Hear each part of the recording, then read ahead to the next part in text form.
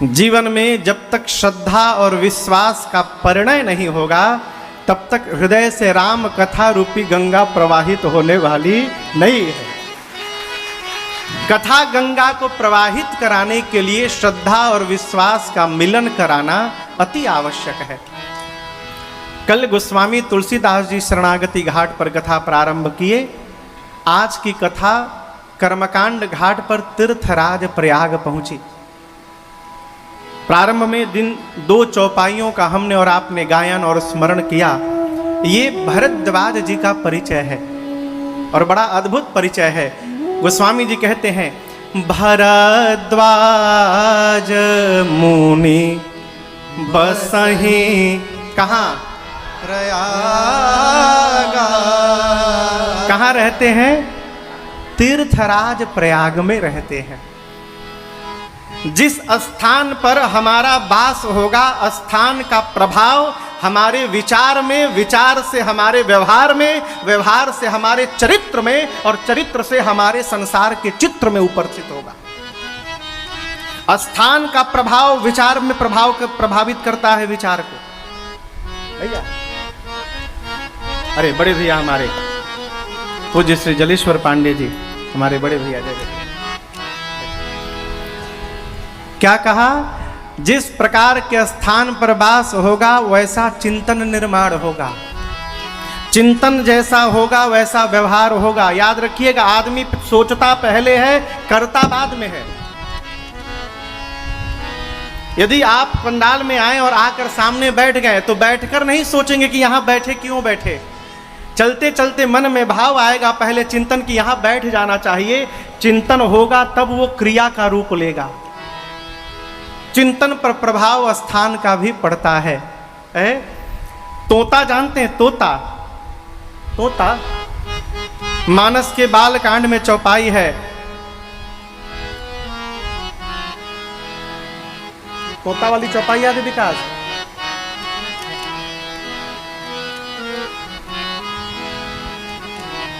साधु असाधु सदन सुख सारी सुमिरिय राम देहि गनि गारी। ये गोस्वामी जी कहते हैं 2 घर है, साधु और असाधु का। तोता जानते हैं? तोता जो जुड़वा तोता है, दोनों तोताओं को लेकर एक तोता को साधु के घर में रख दीजिए, दूसरा तोता को असाधु के घर में रख दीजिए।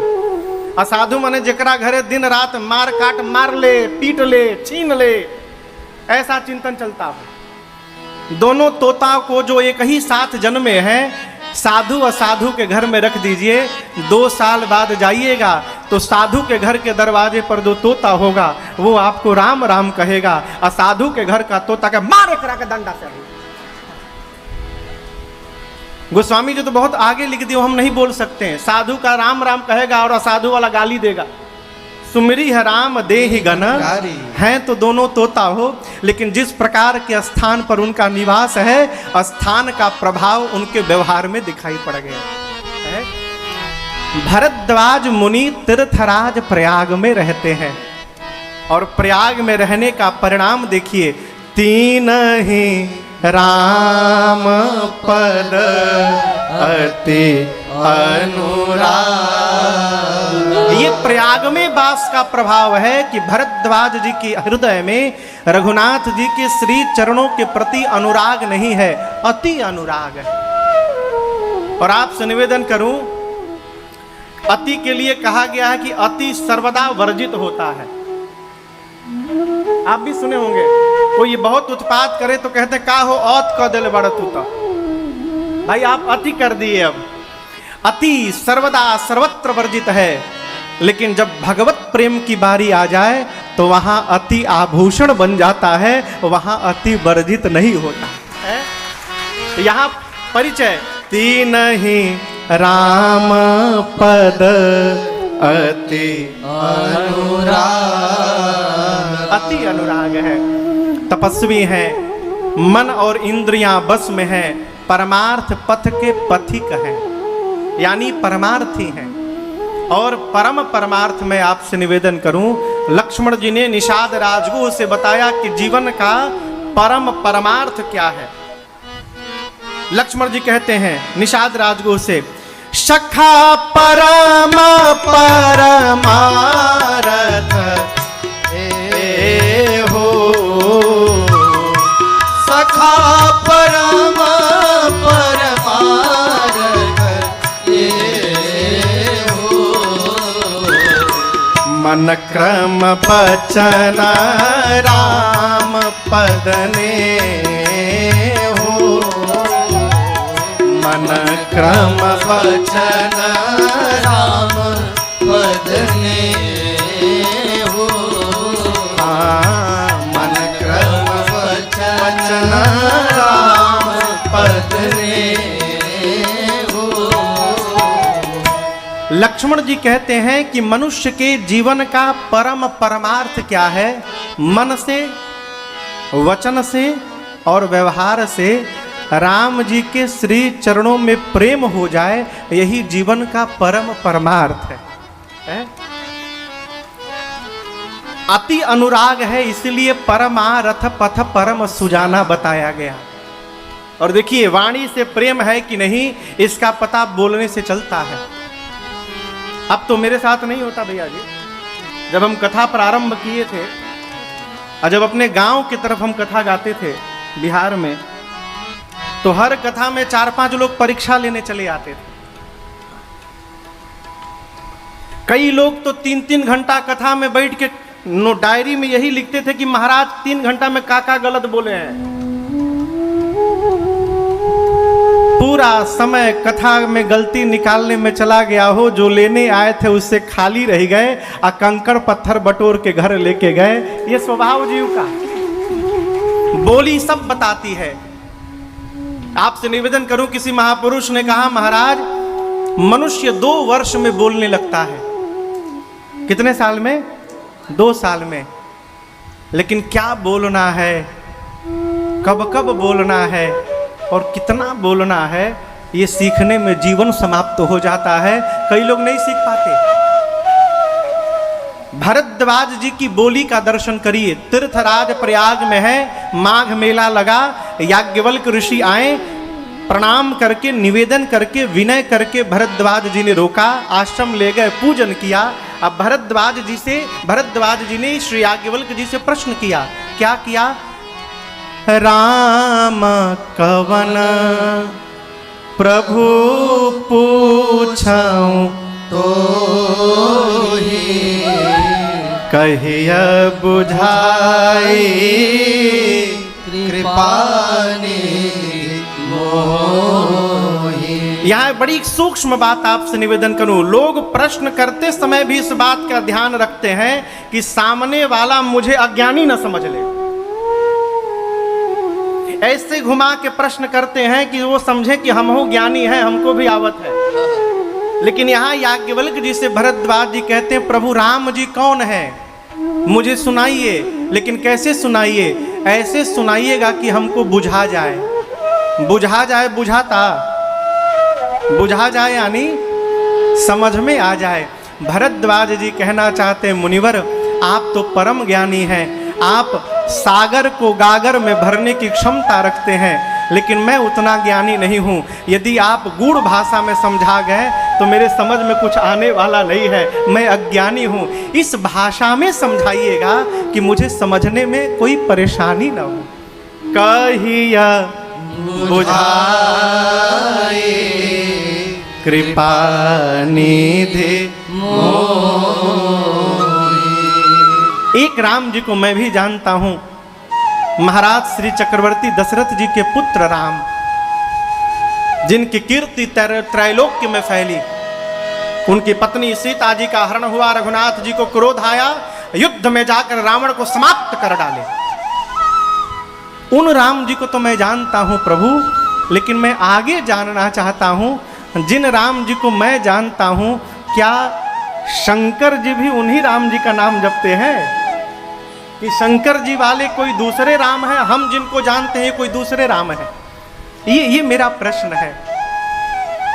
भरद्वाज जी के प्रश्नों को सुनकर श्री याज्ञवल्क्य जी गदगद हो गए हैं। देखिए, जो बड़ा है वो सब प्रकार से बड़ा है। और हमारे महाराज श्री कहा करते हैं, बाबू जीवन में अपने से विद्वान के आगे मूर्ख बन के बैठना चाहिए, मौन। बड़े के आगे बोलना नहीं चाहिए, सुनना चाहिए। लेकिन क्षमा करिए, धीरे धीरे हम सुनना बंद कर दिए हैं। क्यों? बोलने से टाइम नहीं मिल रहा है। जिसको देखिए बोले जा रहा है, का बोल रहे हैं, कोई मतलब नहीं। भरद्वाज जी ने प्रश्न किया, अब मौन हो गए। याज्ञवल्क्य जी मुस्कुराए।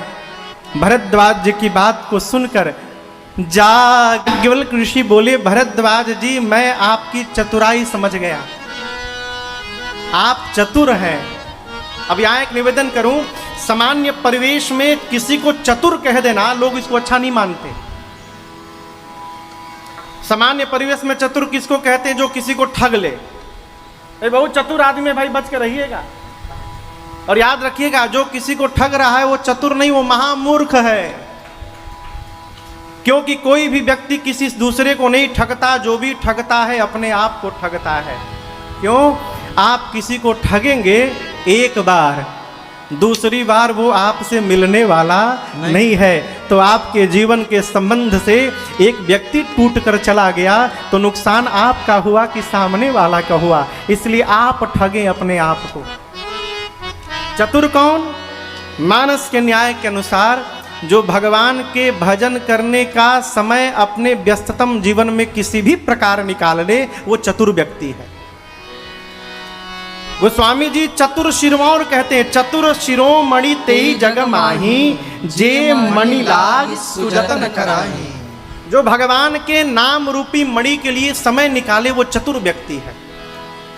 याज्ञवल्क्य ऋषि बोले, भरद्वाज जी मैं आपकी चतुराई समझ गया, आप मनसा वाचा कर्मणा राम जी के भक्त हैं, मुझे पता चल गया। यहां एक आपसे मैं निवेदन करूं माई बाप, जीवन में ऐसे व्यक्ति की संगति करने का स्वभाव बनाए जो व्यक्ति आपके भीतर की अच्छाइयों को प्रकाशित कर दे। एक कथा आपको सुनाऊं। एक बच्चे ने अपनी मां से पूछा कि मां मेरा मूल्य क्या है। एक 8 साल का बेटा अपनी मां से पूछा, मां मेरा मूल्य क्या है, मैं कौन हूं, मैं क्यों हूं। मां ने कहा कि बेटे तुम्हारे प्रश्न का उत्तर तो मैं बाद में दूंगी, तुम एक काम करो मेरा। मां अलमारी में गई, तिजोरी में से मां ने एक चमकता हुआ पत्थर लाया और बेटे को कहा कि इस पत्थर को ले जाओ और इसका मूल्य पता करके लाओ। तो वो पत्थर लेके घर से बाहर निकला, बाजार में एक सब्जी वाले के पास जाकर बोला, भैया इस पत्थर का क्या मूल्य है। तो वो पत्थर लिया हाथ में, बोला ये तो पत्थर है, इसका क्या मूल्य होगा, इसके बदले में मैं तुमको एक सेव दे सकता हूं, सेव ले जाओ। तो वो पत्थर लेकर आगे बढ़ा, एक दूसरे व्यक्ति के पास गया, बोला भैया दुकान में इस पत्थर के बदले आप क्या देंगे मुझे, इसका क्या मूल्य है। वो बोला कि एक ये पत्थर है, क्या 1 किलो चीनी ले जाओ। ऐसे घूमते घूमते एक बुजुर्ग व्यक्ति के पास गया और वो बहुत बड़ा जौहरी था। जब बच्चे ने उस जौहरी को पत्थर दिखाया, पूछा बाबा जी इसका मूल्य क्या है। उस जौहरी ने बड़े ध्यान से देखा और कहा, बेटे मैंने अपने जीवन में इतना बहुमूल्य कभी पत्थर नहीं देखा अपनी आंखों से। इसके मूल्य को ठीक से बताना ये मेरे औकात की भी बात नहीं है, ये बहुमूल्य है। अब वो पत्थर लेकर शाम को अपने मां के पास पहुंचा और पूरा वृत्तांत सुनाया। तब मां ने कहा, बेटे तुमने सुबह पूछा कि मेरा मूल्य क्या है। समाज के हर व्यक्ति की दृष्टि में तुम्हारा मूल्य अलग अलग है। जो तुमको नहीं जानता वो तुम्हारा मूल्य सेव के बराबर लगाएगा, चीनी के बराबर लगाएगा। लेकिन जो तुम्हारे भीतर छिपे गुण को देख लेगा, तुम्हारी अच्छाइयों को देख लेगा, तो तुम्हें मूल्यवान नहीं, तुम्हें बहुमूल्य बनाकर समाज में प्रस्तुत कर देगा। ये तुम्हारा मूल्य है। कोई भी व्यक्ति कमजोर नहीं होता। आयुर्वेद का सिद्धांत कहता है धरती पर ऐसा कोई झाड़ नहीं जिससे कोई दवा न बन जाए, और धरती पर ऐसा कोई मनुष्य नहीं जिससे कोई जीने के लिए अच्छाई न प्राप्त हो जाए। जीवन में ऐसे व्यक्ति का संग करिए, ऐसे सद्गुरु की शरण में रहिए जो आपकी अच्छाइयों को आपसे परिचय कराए और आपको बहुमूल्य बना दे। यहाँ भरद्वाज जी के प्रति याज्ञवल्क्य जी ने कहा, मैं आपकी चतुराई समझ गया, आप राम जी के भक्त हैं। और ये स्वभाव सत्संग। याज्ञवल्क्य ऋषि ने भरद्वाज जी की प्रशंसा की और कहा, मुनिवर जैसे आपने प्रश्न किया ऐसे ही एक बार भवानी जी ने भगवान शंकर से प्रश्न किया। उस प्रसंग को मैं आपको बाद में निवेदन करूंगा, अभी बीच में एक दूसरी कथा सुनिए। याज्ञवल्क्य ऋषि बोले, त्रेता में भगवान शंकर मां सती को लेकर अगस्त्य ऋषि के पास कथा सुनने गए। कथा भई, लेकिन केवल भगवान शंकर कथा श्रवण किए, सती जी नहीं की। क्यों? कथा प्रारंभ होने के पहले मन में, यदि देखिए कल आपसे निवेदन किया, आपसे मैंने एक बात, मैंने क्या किया, मानस जी में लिखा, गोस्वामी जी ने किया, जे श्रद्धा संबल रहित नहीं संतन कर साथ, तीन कहूँ मानस अगम अति जिन्हि न प्रिय रघुनाथ। जो मेरे रघुनाथ जी को मनुष्य मानेगा उसकी कभी भगवान श्री राम के प्रति श्रद्धा जागृत होने वाली नहीं है। और जब तक श्रद्धा नहीं होगी मानस जी के प्रति, तब तक मानस जी समझ में आने वाले नहीं है। अगम अति, मां भवानी, श्रद्धा कथा से पहले कथा सुनाने वाले वक्ता के प्रति हो। जिसके प्रति श्रद्धा होती है उसके द्वारा कही हुई बात को हम ध्यान से सुनते हैं। जब श्रद्धा नहीं आए, बहुत सुन ले बानी। कई लोग तो यही कहते हैं, उम्र बीत गई महाराज सुनत सुनत, कान पाक गई। जो कही रहा कि बहुत सुने हैं, उसने कुछ नहीं सुना। एक महाराज हुए, महाराज पृथु, क्या नाम था? पृथु। अच्छा आप बताइए, आदमी के कान बड़ है कि हाथी के कान? कहिए, आदमी से अधिक कौन सुन सकता है, हाथी की आदमी? हाथी। पृथु जी महाराज के सामने भगवान प्रकट भय, कहे बर मांगिए। बोले प्रभु, 10,000 हाथी के कान की जितनी सुनने की शक्ति होती है उतनी शक्ति आप मेरे कान को प्रदान करिए, मैं आपकी निरंतर कथा श्रवण करना चाहता हूं। पृथु जी ने वरदान मांगा। कथा प्रारंभ होने से पहले जब अगस्त्य ऋषि भगवान शंकर और मां सती की पूजा करने लगे तो सती जी सोची ये क्या कथा सुनाएंगे। कथा के पहले मन में भाव आ गया है, ये क्या सुनाएंगे, प्रणाम। कथा होती गई, माँ यही हाँ बहुत सुने हैं, ये क्या सुनाएंगे। पूरी कथा हो गई, सती जी नहीं सुनी।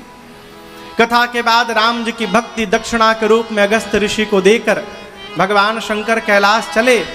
मार्ग में रघुनाथ जी का दर्शन प्राप्त हुआ। हे सच्चिदानंद भगवान, आपकी जय जयकार हो, कह के राम शंकर जी चले, अब दर्शन करिए।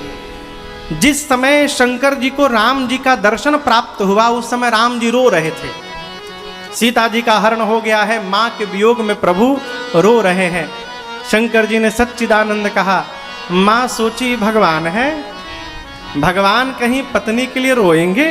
अब भगवान को क्या नहीं मालूम, प्रभु जानत सब बिनहि जनाए। अब यहां निवेदन करूं, छोटे को श्रेष्ठ के साथ अनुगामी होना चाहिए। क्या होना चाहिए? अनुगामी। अनुगामी का मतलब समझते हैं?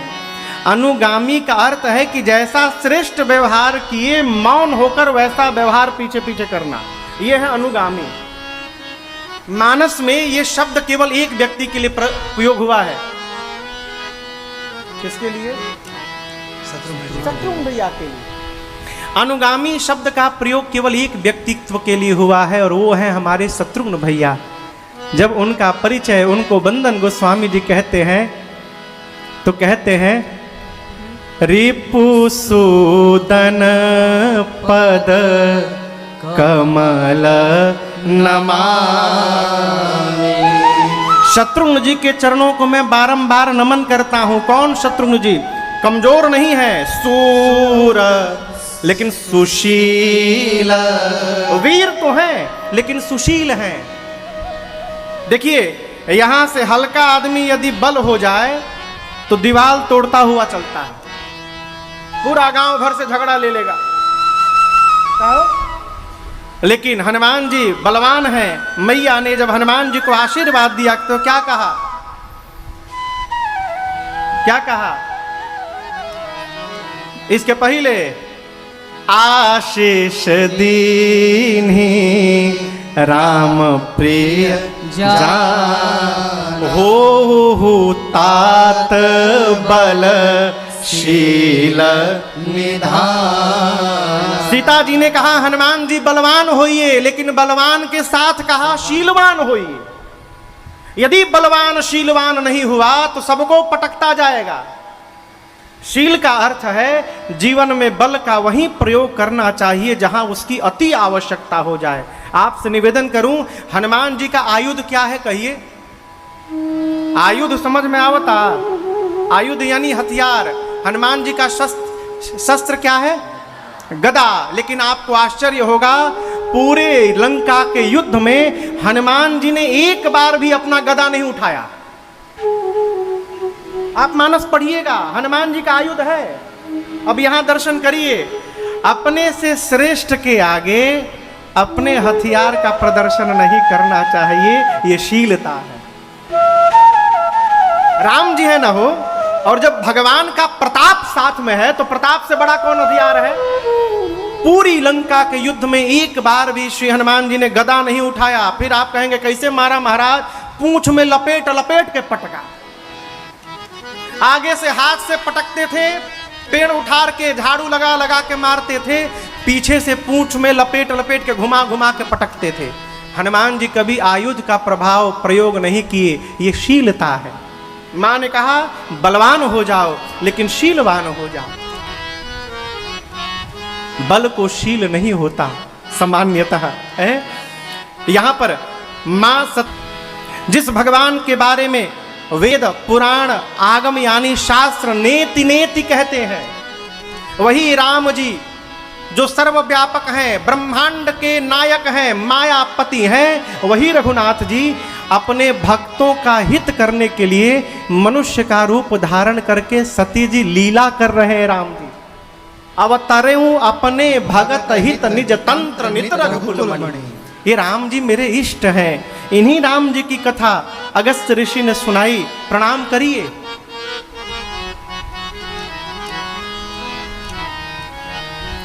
एक निवेदन करूं, जीवन में कई समस्याओं की एक दवाई का नाम है अपने श्रेष्ठ के वचनों पर विश्वास हो जाना। कई बीमारी।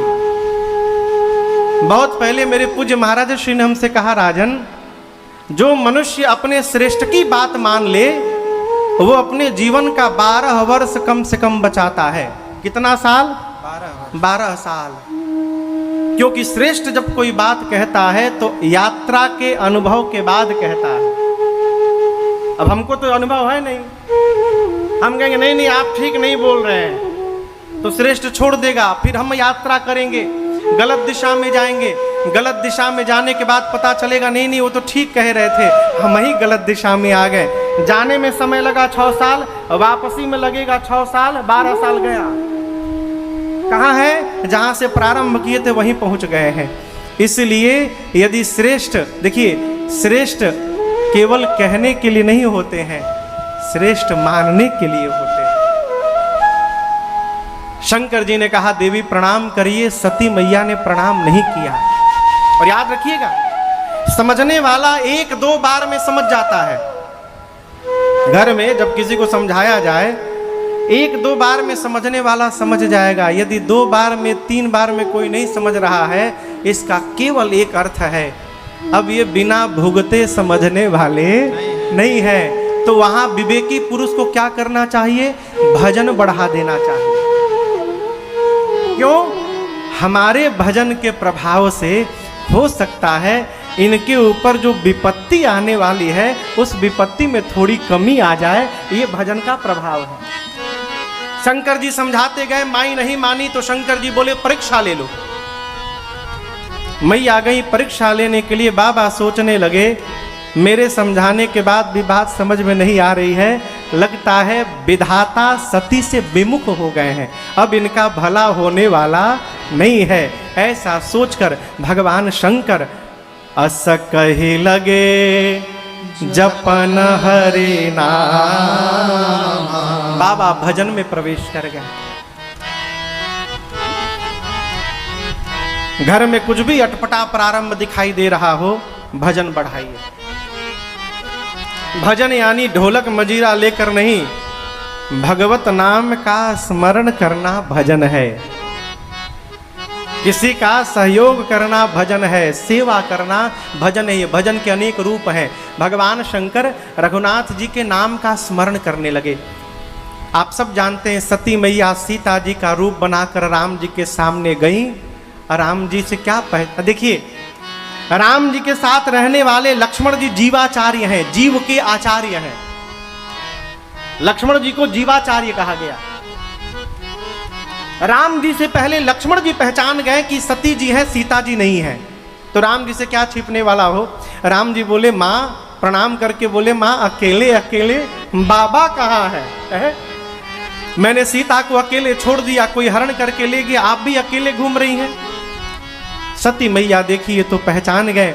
बिना कुछ कहे शंकर जी के पास गई। बाबा ने प्रश्न किया, लेन परीक्षा कवन विधि, कहु सत्य सब बात। भगवान शंकर ने कहा, सत्य बताइए, कैसे परीक्षण किया। अब यहां दर्शन करिए, सती जी ने कैसे परीक्षण किया, ये जानने की उत्सुकता भगवान शंकर के भी मन में है। क्यों? ये क्या है कहिए? अरे कहिए। हाँ, रुमाल? ये तौलिया है। क्यों रुमालो कहता है मैं? क्या है? तौलिया। कहाँ से प्रारंभ है? यहाँ से प्रारंभ है और यहाँ तक अंत है। तो जिस सामग्री के प्रारंभ का पता है और अंत का पता है, आप उसके बारे में पता लगा सकते हैं कि इसकी क्या लंबाई है और क्या चौड़ाई है। जिसके प्रारंभ का ही पता नहीं है, ना अंत का पता है, कोई उसका परीक्षण कैसे करेगा हो? पद पाताल शीस अजधामा। भगवान का पांव यदि पाताल में है तो सिर ब्रह्मलोक में है।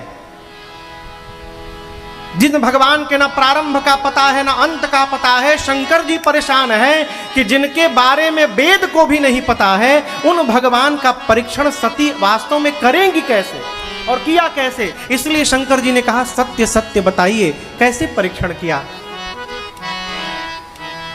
आपसे निवेदन करूं, सती मैया झूठ नहीं बोलती हैं, लेकिन मां ने आज कहा, फिर निवेदन करता हूं, सती मैया ने कहा नहीं है, सती मैया से कहलवाया गया है। सती जी ने कहा, कछु न।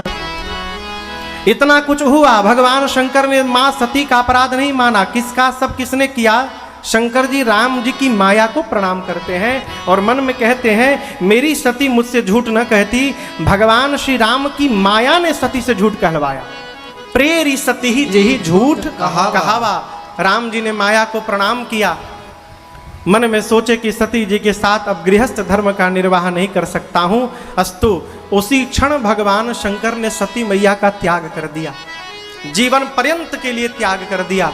कैलाश लेकर गए और जाकर 87,000 वर्ष के लिए बाबा समाधिस्थ हो गए। कितने दिनों के लिए?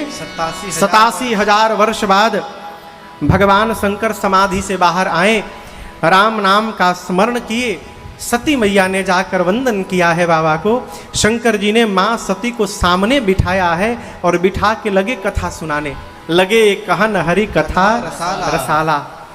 सती माँ के पिता दक्ष को ब्रह्मा जी ने उसी क्षण, जिस समय भगवान शंकर माँ सती को कथा सुना रहे हैं, उसी समय दक्ष को ब्रह्मा जी ने प्रजापतियों का नायक घोषित कर दिया, बड़ा अधिकार मिला। और यहाँ एक सूत्र कहता है, अधिकार मिलने के बाद एक सामग्री और आती है जीवन में। उसके बारे में कुछ जानकारी है आप लोगों को? हाँ कहिए। अहंकार, अच्छा। और क्यों बतावे? जिम्मेदारी। अधिकार मिलने के बाद, बड़ा अधिकार मिलने के बाद क्या आता है? अभिमान। क्या आता है? अभिमान। ऐसे अभिमान नहीं होगा, लेकिन जैसे अधिकार मिल गया फिर देखिए 7वें आसमान पर अभिमान है। यहां तो गोस्वामी जी बड़ा कठोर हो गए।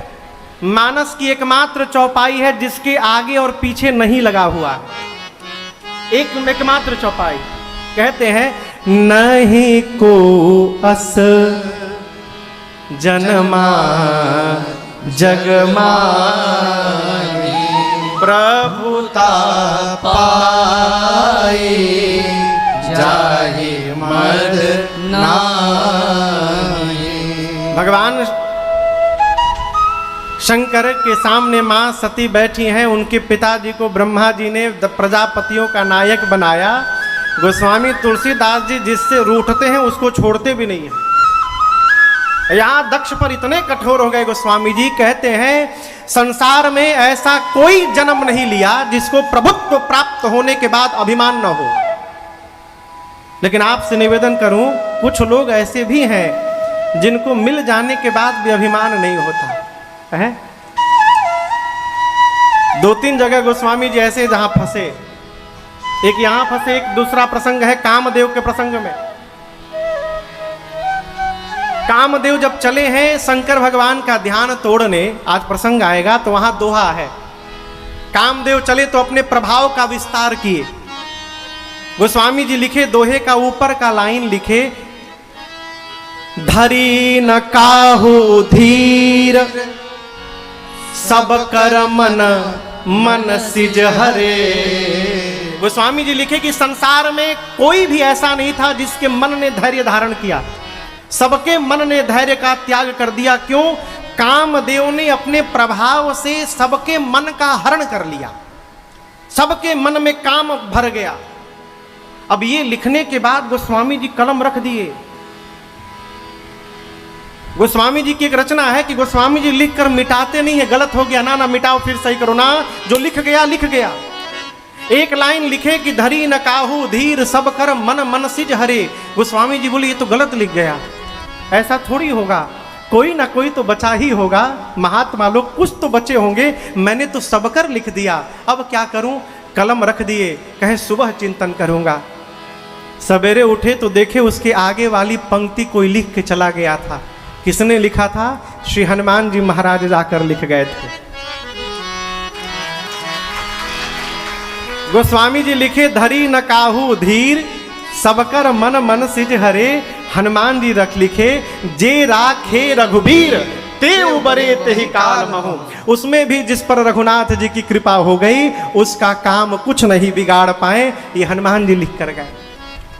उसी प्रकार यहाँ गोस्वामी जी लिखते हैं, नहीं को वस जनमा जग माही प्रभुता पाई जाहि मद। लेकिन ऐसा है नहीं, संसार में उस व्यक्ति को कभी अभिमान नहीं होता है जो सदैव ये मानता रहता है कि जो कुछ भी प्राप्त हुआ है हमारे पुरुषार्थ का परिणाम नहीं है, ये भगवान की कृपा का परिणाम है, उसको अभिमान होने वाला नहीं है। ये महामंत्र है, महामंत्र है। अभी हम एक जगह कथा करने गए, आपको एक भीतर की बात बताऊं। तो जहां मैं कथा कर रहा था तो हमको एक नए घर में रखा गया था, वो भी घर बन रहा था। तो जो बना रहे थे, हम नाम वाम नहीं लेंगे काहे कि वो लोग भी सुन रहे होंगे। तो जो घर बना रहे थे वो घर बनाकर अपने एक रिश्तेदार को गिफ्ट करने वाले थे। तो उनसे बोले कि देखो कोई गृह प्रवेश नहीं, कथा हो रही है, यहीं पर महाराज श्री के साथ ठाकुर जी उनके आएंगे, ठाकुर जी विराजमान रहेंगे, 9 दिन हो गया गृह प्रवेश, आनंद मनाइएगा। तो हमको तो पहले ही वो बता दिए थे कि महाराज श्री घर बना रहे हैं और उसके बाद उनको दिया जाएगा। तो जिनको दिया जाना था वो 4 दिन बाद आए, 4 दिन बाद आए थे ना, वहीं रहे 5 दिन। तो कमरे में आए तो बोले हमसे, मैं ही बनवा रहा हूं महाराज। हमसे बोले मैं ही बनवा रहा हूं, 80 लाख लगा चुका हूं। हमको तो पता है कि के बनवावता, कहाँ बनवावता। हम भी सुनते रहे 80 लाख। हम बोले भाई साहब लेकिन इतना खर्चा मैंने आज तक कभी नहीं देखा, आप बाथरूम में भी एसी लगवाने वाले हैं। बोले क्यों महाराज, ऐसा तो प्लानिंग नहीं है। हम करी बाथरूम में एगो छेद नहीं खे तो एसी ना लगी तो क्या लगी, कोई वेंटिलेशन का साधन नहीं, यदि आधे घंटा रही तो बेहोश हो जाइए। ये क्या है, जब जब आप ये मानिएगा कि मैं कर रहा हूं, अभिमान हो जाएगा हो। जीवन में हमेशा कहिए करते हैं मेरे राघव, करते हैं मेरे राम जी, अपने बस का कुछ नहीं है हो। यहां एक निवेदन करूं, देखिए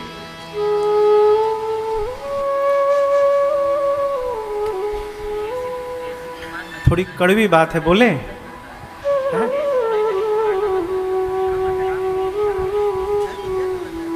किसी संत के पास जाकर भी यदि आपका काम बन रहा है तो ये आपका प्रारब्ध है। हम लोगों से बहुत सारे लोग मिलते हैं, कल ही निवेदन किया हम कोई संत वंत नहीं है? हम भी आप ही की तरह हैं, न संत है, न महात्मा है, न साधु है, न सन्यासी है, न विरक्त है, हम गृहस्थ हैं। गृहस्थ यानी हस्ती गिर चुकी है, गृहस्थ। जो आप हैं वही हम हैं। कई लोग आते मिलते, महाराज आपसे मिल के गया हमारा ये काम हो गया, हमसे मिल के गए इसलिए काम नहीं हुआ, आप पर भगवान की कृपा थी, आपका प्रारब्ध प्रबल था इसलिए काम हो गया। इस भ्रम से बाहर रहिए कि किसी के देखने से काम हो जाएगा ना। जब तक भगवत कृपा नहीं होगी तब तक काम बनने वाला नहीं है। इसीलिए किसी महात्मा संत के पास जाइए तो केवल एक बात पूछिए, प्रभु रघुनाथ जी की करुणा कैसे प्राप्त होगी, उपाय बताइए। हम भी भगवान की नजरों में कैसे बने रहें, उपाय बताइए। क्या बने क्या बिगड़े वो रघुनाथ जी जाने। यहां दक्ष को अभिमान हुआ, यज्ञ की रचना की और भगवान शंकर को ही नहीं बुलाए। अन्य ग्रंथों में अन्य प्रकरण है, मानस के अनुसार केवल शंकर जी नहीं, ब्रह्मा विष्णु महेश तीनों को नहीं बुलाए। देवता अभिमान में ले जाने लगे यज्ञ में भाग लेने। सती मैया ने देखा, पूछा, पता चला कि पिता के घर यज्ञ में देवता भाग लेने जा रहे हैं। मां ने बड़ी विनम्रता से पूछा, प्रभु यदि आपकी आज्ञा हो, हे कृपा के सागर, पिता के घर उत्सव है, क्या मैं उत्सव देखने चली जाऊं? अब यहां दर्शन करिए, सामान्य जीव इतने में नाराज हो जाता है, डांट देता है, चुप रहो, बुलाया गया है। लेकिन भगवान शंकर का व्यवहार दर्शन करिए, बाबा ने मना भी किया तो कैसे किया। मां ने पूछा, प्रभु पिता के घर उत्सव है, हे कृपा सागर देखने जाऊं? भगवान शंकर बोले, देवी आपने बड़ी अच्छी बात कही, कहे नीक मोरे मन भाव। आपने जो बात कही ना देवी, मुझे बहुत अच्छी लगी, आपने बहुत अच्छी बात कही। लेकिन हम एक बात कहें आपसे, आप जो कह रहे हैं ये अनुचित होगा। क्यों? आपके पिताजी ने सबको निमंत्रण दिया है, हमको निमंत्रण नहीं दिया है। अब आप जानती हैं, पिता के घर, गुरु के घर, स्वामी के घर और मित्र के घर तो बिना बुलाए जाना चाहिए। लेकिन यदि 4 स्थान पर जानबूझकर नहीं बुलाया गया है, कई बार क्या होता है कि आदमी अति नैकट्यता के कारण नहीं बोल पाता है। हमारे एक चाचा हैं, आएंगे, आदरणीय शशिधर सिंह जी, अभी तो पुणे में है, इसी 9 दिन में आएंगे। मैं आपको अपने घर की घटना बताऊं। हमारे बड़े भैया बैठे हैं यहाँ पर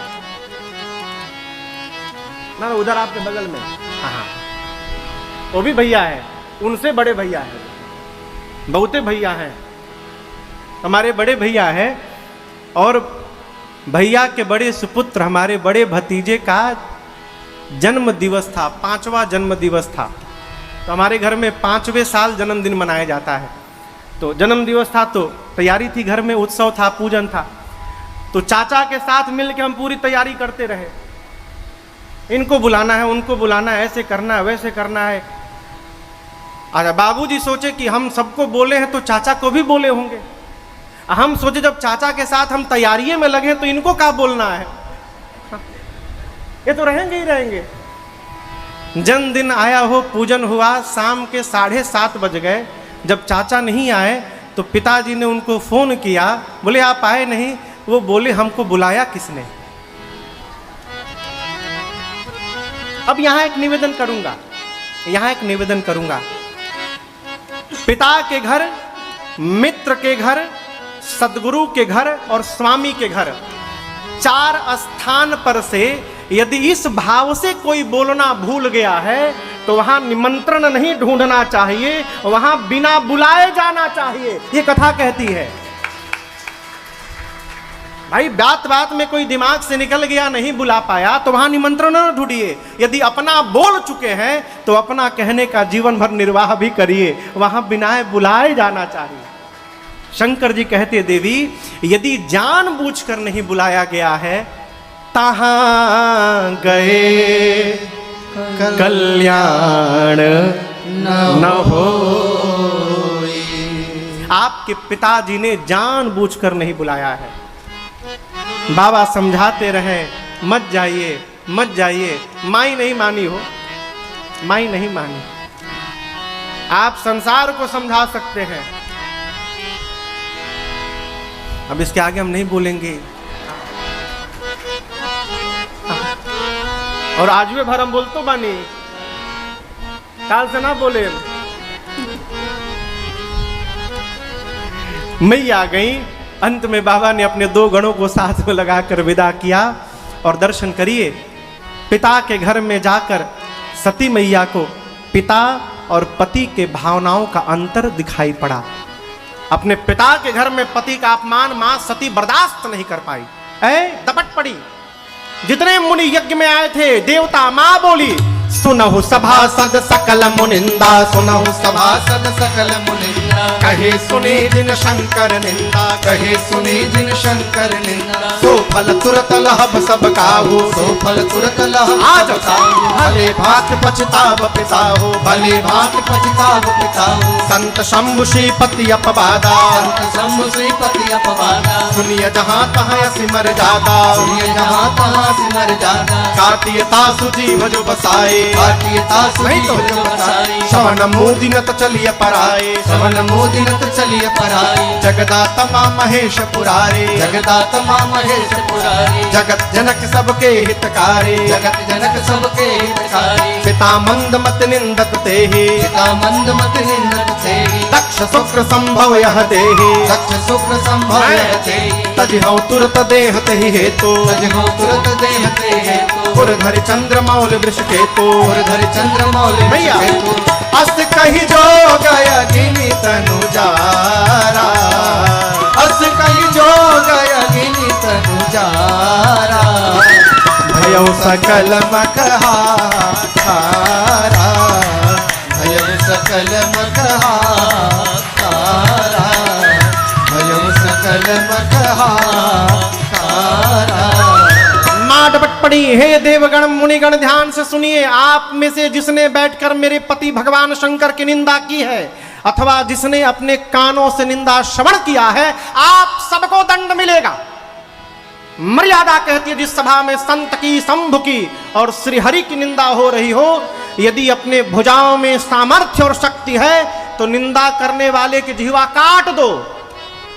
यदि शक्ति नहीं है तो कान बंद करके सभा से मौन चले जाओ। मेरे पति केवल पति नहीं है, शंकर जगत के पिता हैं। और आज इस मंदमती मेरे पिता ने मेरे पति का अपमान किया। आज के बाद मैं इस दक्ष की बेटी के रूप में संसार में जीवित नहीं रहना चाहती हूं।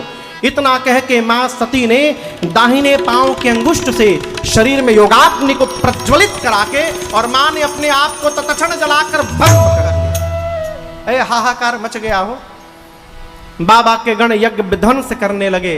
वीरभद्र आए, दक्ष के सर को धड़ से उखाड़ कर अग्निकुंड में ले जाकर पूर्ण आहुति कर दी। ये प्रसंग कहता है जीवन में किसी को यदि अपमानित करने के भाव से आप सत्कर्म करने जाएंगे तो आपका सत्कर्म पूरा होने वाला नहीं है। देखिए, कार्य की सिद्धि, कार्य की सफलता कार्य करने वाले व्यक्ति के मनः दशा पर निर्भर करता है। आप किस मनोयोग से कोई कार्य कर रहे हैं, इसका प्रभाव आपके कार्य पर दिखाई पड़ेगा, उसकी सफलता और विफलता पर। कई लोग आए, एक लोग बोले महाराज हमसे कोरोना के पहले, हम जब कथा कराएंगे ना, आज तक की आपकी सबसे ऐतिहासिक कथा, आज ले उनकी कथा नहीं भाई, कोरोना आ गया बीच में। पटना हमारे पूज्य महाराज श्री के साथ घटना मैं साक्षी हूं। एक आयोजक आए 2 महीना बाद के, बोले महाराज ये कौन सी व्यवस्था है? व्यवस्था हम देंगे आपको। भगवान, महाराज श्री बोले भगवान रक्षा करे आपकी। तो ये बतिया तो न समझे। हम पूछे सरकार ऐसा क्यों बोले आप? बोले 2 महीना बचा है, आंखें देख ली हम। और आपसे निवेदन करूं, उस कथा में 9 दिन इंद्र नारायण इतने प्रसन्न रहे, रतिया भर बरसे और दिन भर पूरा समिति के लोग पंप लगा के बाल्टी से, पंडाल से पानी बाहर निकाले। कैसी तरह कथा हो, तले रात में फिर बरिस जाए। ऐसे 9 दिन चला, त्राहिमाम हो गया। इसीलिए मन को साफ रखिए, हमारे किसी व्यवहार से किसी को कष्ट न हो। क्यों?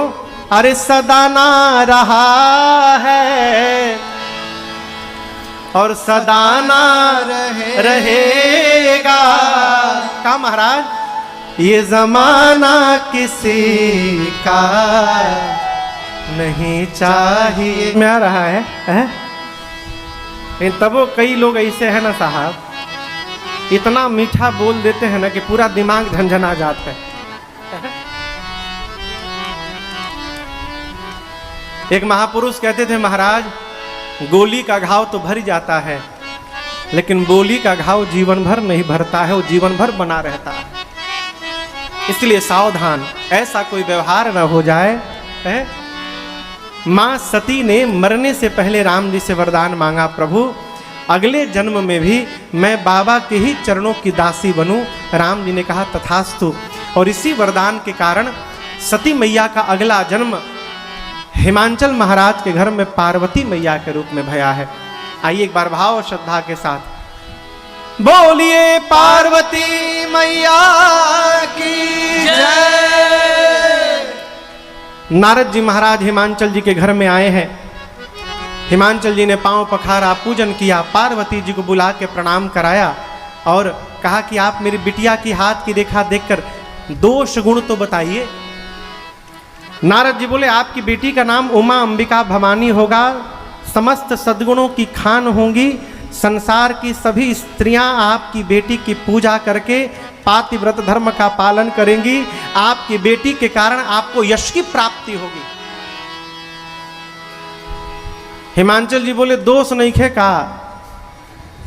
नारद जी बोले दोष इनमें तो नहीं है, लेकिन जो इनके पति होने वाले हैं उनमें थोड़ा दिखाई दे रहा। कहिए तो सुनावे। हिमांचल जी बोले सुनाइए। नारद जी शुरू भय। गौरा हथवा में यह बार बार लिखल बार बार इनका दुल्हा मिली है निपटे, अरे गंवार लिखल बा।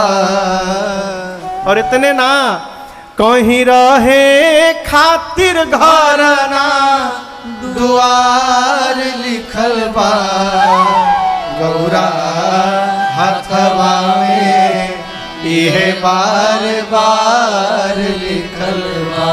नारद जी बोले आपके बेटी का पति अगुण होगा, अमान होगा, उसके माई बाप नहीं होंगे, उदासीन रहेगा, संशय रहित रहेगा, उसकी विशाल जटाएं होंगी, जोगी होगा, नंगा रहेगा, अमंगल रूप बना के घूमेगा। हम नहीं बोलत, आपकी बेटी की हाथ की रेखाएं बता रही हैं आपकी बेटी को ऐसा ही पति प्राप्त होने वाला है? हिमांचल जी बोले दूल्हा बदलने का कोई स्कीम नहीं है क्या आपके पास? नारद जी बोले दूल्हा तो यही बनेगा, लेकिन एक बात बतावे आपको, समर्थ कहूं नहीं दोष गोसाई। समर्थवान व्यक्ति को समाज में दोष से नहीं देखा जाता। हम लोग घूमते हैं, अरे जय हो हम लोग घूमते हैं। आपको एक घटना बताऊं, मैं बंबई से कलकत्ता आ रहा था, बहुत पहले की बात, सुबह सुबह की फ्लाइट थी। एक 60-65 साल के बाबूजी जो कपड़ा पहने थे, उनको देखने में हमको शर्म आ रही थी। मैंने इतना छोट पैंट पहने थे वो, एगो हफकट्टी बनियान, और वे पहन के जहाज पकड़ने चले आए थे।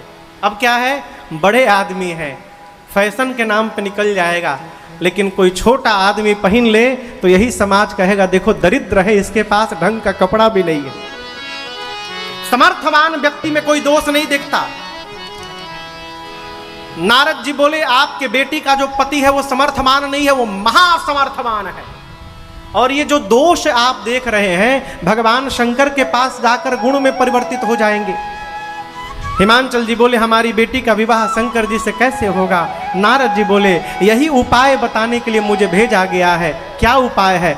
जो तप करे कुमारी तुम्हारी, जो तप करे कुमारी तुम्हारी, अब भावे उमेटी सकहि त्रिपुरारी, भावे उमेटी सकहि त्रिपुरारी। यद्यपि बरा अनेक जग माही, यद्यपि बरा अनेक जग माही, एहि कह शिव तज दूसर नाही, एहि कह शिव तज दूसर नाही, एहि कह शिव तज दूसर नाही।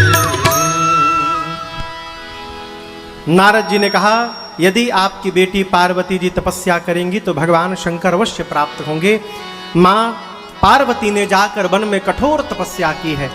यहाँ कथा कहती है माँ भवानी जी पार्वती जी देवी हैं, देवता देवी क्यों न हो, जीवन में बिना तपे कुछ प्राप्त होने वाला नहीं है। ये सूत्र है कथा का। इसलिए संतति को, संतान को बचपन से थोड़ा तपाया जाए। आराम से ना हो, आराम से जो आएगा आराम से चला भी जाएगा, और जो कठिनाई से प्राप्त होगा वो सहजता से जाने वाला नहीं है, जाएगा भी तो कठिनाई से ही जाएगा है? माँ ने कठोर तपस्या की, आकाशवाणी ने माँ को वरदान दिया, आपकी मनोकामना पूर्ण भई है। इधर भगवान शंकर को वैराग्य हुआ सती माँ के जाने के बाद। एक दिन राम जी ने शंकर भगवान को दर्शन देकर शंकर जी से राम जी ने मांगा है। अब इस प्रसंग का एक सूक्ष्म निवेदन मैं आपसे करूं। सती जी ने मरते समय किससे वरदान मांगा था? कहिए। राम जी से। शंकर जी से सामने राम जी मांग रहे हैं। राम जी क्या मांगे कि हे बाबा आप जाकर पार्वती जी से विवाह करिए, मैं आपसे मांग रहा हूं, दीजिए। ये प्रसंग कहता है, राम जी कहना चाहते हैं जो मनुष्य संसार के समस्त आशाओं का त्याग करके केवल मेरे भरोसे हो जाता है, उस जीव के लिए यदि मुझे किसी के सामने हाथ भी फैलाना पड़े तो मैं पीछे हटने वाला नहीं। राम जी को शंकर जी अपना स्वामी मांगते हैं। राम जी चाहते तो मांगते नहीं, आदेश दे सकते थे कि मेरा आदेश है, जाकर विवाह करिए। लेकिन राम जी आदेश नहीं दिए, राम जी निवेदन किए। ये श्रेष्ठत्व है, बड़ा आदमी आदेश नहीं देता है, बड़ा आदमी निवेदन करता है। इस प्रसंग की घटना मैं आपको अपने गांव की एक सुनाऊं। हमारे क्षेत्र में एक बहुत बड़े आदमी है, परम आदरणीय श्री टीपी सिंह जी। बहुत बड़ा विद्यालय उनका रतसिया कोठी में। भैया रतसिया कोठी में तेज प्रताप सिंह जी, आप भैया गांव में आते थे। अभी दिसंबर में गांव में घर पे यज्ञ था, रुद्र महायज्ञ। बाबूजी के संकल्प से पूज्य महाराज श्री की कथा थी। तो कथा के विश्राम के बाद टीपी सिंह जी के निवेदन पर मैं पूज्य महाराज श्री को उनके भवन में ले गया, रतसिया कोठी में। वो बहुत बड़े आदमी, हमारे क्षेत्र के बहुत बड़े आदमी। अब विशाल उनका विद्यालय है, ऐसा पढ़ाई का कोई ऐसा विभाग नहीं होगा जो वहाँ नहीं है, इतने बड़े आदमी हैं। तो उनके एक भवन के पीछे उन्होंने एक सभागार बनाया है, सभागार को देखना था। तो बात बात में महाराज श्री से हमने कहा सरकार यही सभागार है, इसमें कथा हुई थी अपनी, कोरोना में हम लोग वहाँ राम कथा गाए थे। तो उस सभागार के गेट में ताला बंद था। उनके जो स्टाफ थे वहाँ पर, जो देखभाल, वो लोग वहाँ खड़े थे, वो मालिक हैं। सामान्य जीव रहता तो कहता जल्दी खोल इसको, लेकिन उन्होंने क्या कहा, मैं सुना तो मैं हिल गया। अपने स्टाफ से बोले बाबू क्या ये गेट खुल सकता है, अब आप दर्शन करिए। ये नहीं बोले कि गेट खोलिए, क्या बोले बाबू क्या ये गेट खुल सकता है। बोला जी साहब अभी खोलता हूँ। वो ताला खोले, भवन दिखाएं। जब वहाँ से हम और महाराज श्री चलने लगे तो महाराज श्री बोले बाबू बड़ा केवल बोलने के लिए बड़ा नहीं होता है, बड़े के व्यवहार में बड़प्पन दिखाई देना चाहिए। भाषा में यदि बड़प्पन नहीं है तो हम किसी काम के नहीं हैं। राम जी चाहते तो शंकर जी को आदेश दे सकते थे, लेकिन राम जी ने आदेश नहीं दिया। राम जी ने निवेदन किया, जाए विवाह हो शैलज ही यह मोहि मांगे। मैं आपसे मांग रहा हूं, आप मुझे दीजिए। शंकर भगवान ने तो पहले मना कर दिया, फिर कहा प्रभु जो आज्ञा आपकी। सप्तऋषियों को भेजकर भगवान शंकर ने मां पार्वती के प्रेम की निष्ठा का परीक्षण किया है। जैसे निष्ठा का पता चला, बाबा इतने गदगद हुए शंकर जी कि फिर समाधि में चले गए। पिछली बार गए थे तो कितने दिन बाद लौटे थे, 80,000 वर्ष बाद फिर चले गए। देखिए जो जो प्रसन्न होता है ना तो अपने सहज रूप में चला जाता है। भगत जब घर में प्रसन्न होता है तो अखंड अष्टजाम कराता है, सुंदर कांड का पाठ करवाता है। और जो भगत नहीं है वो जब बहुत प्रसन्न होता है तो का करता है भगवान जाने। बाबा प्रसन्न हुए, समाधि में गए। अब कब आएंगे किसी को पता नहीं है। इसी बीच एक दैत्य ने जन्म लिया जिसका नाम था ताड़कासुर। ब्रह्मादि से वरदान लिया कि भगवान शंकर के तेज से जो संतति उत्पन्न हो वही मुझे मारे। क्यों? ताड़कासुर जानता है कि बाबा समाधि में है, जल्दी आने वाले नहीं है। आ भी गए तो पत्नी है नहीं, बेटा कहां से होगा। अब बेटा होगा नहीं तो मैं मरूंगा नहीं, अमर। वरदान प्राप्त करके लगा देवताओं को त्रास देने। देवता पहुंचे ब्रह्मा जी के पास, जाकर पूछे कि ये मरेगा कैसे। ब्रह्मा जी बोले ऐसा ऐसा वरदान प्राप्त किया है। इंद्र बोले फिर तो मर भैया। बोले नहीं मरेगा, आप कामदेव को भेजो, शंकर जी को समाधि से बाहर निकाले। कामदेव का आवाहन हुआ, कामदेव चले, जो अभी प्रसंग आपको थोड़ी देर पहले सुनाया। कामदेव गए, पूरा विश्व काम के वशीभूत हो गया, लेकिन भगवान शंकर पर कोई प्रभाव नहीं पड़ा। अपनी मृत्यु को निश्चित जानकर कामदेव आम के वृक्ष पर पत्तों के पीछे छिपकर धनुष पर 5 विषम बाण रखकर खींचे, छोड़े। और जैसे क्यों आए हैं आप लोग कहिए, कहहु अमर आए यही हेतु। ब्रह्मा जी बोले प्रभु आप तो अंतर्यामी है, ये समस्त देवता अपनी नजरों से आपके विवाह का दर्शन करना चाहते हैं। आपने काम को जला दिया और रति को वरदान कर दिया, बहुत अच्छा किया प्रभु। सासत कर पुनि करौ पसाऊ, नाथ बड़न कर सहज स्वभाव। बड़ा कौन? जो त्रास देने के बाद तुरंत दुलार करे। बड़ा केवल मारने के लिए नहीं होता, बड़ा दुलार करने के लिए भी होता है। आपने काम धन तो किया लेकिन रति को तुरंत वरदान दे दिया। आपने बहुत अच्छा किया प्रभु। आपने राम जी को वचन दिया है ना। शंकर जी बोले मैं तैयार हूँ। ऐ देवता दुंदुभी बजाए, वर्षा किए। सप्तऋषि गए हिमांचल जी के यहाँ से मुहूर्त लेकर आए। मुहूर्त क्या निकला? कहिया बिया भई रहे बाबा के। महाशिवरात्रि को हम और आप मनाते हैं, उस दिन विवाह नहीं हुआ। विवाह है बैसाख महीना में, बैसाख शुक्ल पक्ष पंचमी तिथि। पुराण भगवान के अनुसार लोकाचार में हम और आप महाशिवरात्रि को मनाते हैं। मुहूर्त निर्धारित हुआ, देवता अपने अपने लोक गए। विवाह का दिन हुआ, आया नोटिस निकला था कि 5 बजे बारात निजी वाहनों द्वारा कैलाश से हिमांचल जाएगी। ब्याह के कार्ड में नीचे लिखा रहता है ना कि फलाना पाणेपुर गांव से निजी वाहनों द्वारा बारात जमलिया गांव के लिए प्रस्थान करेगी। कितना बजे? 5 बजे। और जितना टाइम लिखा है उससे 4 घंटा अधिक जोड़ के रहिएगा तैयार। 5 बजे बारात जानी है, 4 बजा है। बाबा बड़े आनंद में बैठे हैं कैलाश। क्यों? बाराती आवे तो चला जाए, हमको क्या करना है। लेकिन बाबा के गण परेशान। शंकर जी ने पूछा गणों से आप लोग परेशान क्यों हैं? गण बोले बाबा एक भी देवता आपको आज सजाने नहीं आए। शंकर जी बोले अपने से टाइम मिली तब ना हमारी याद आई है।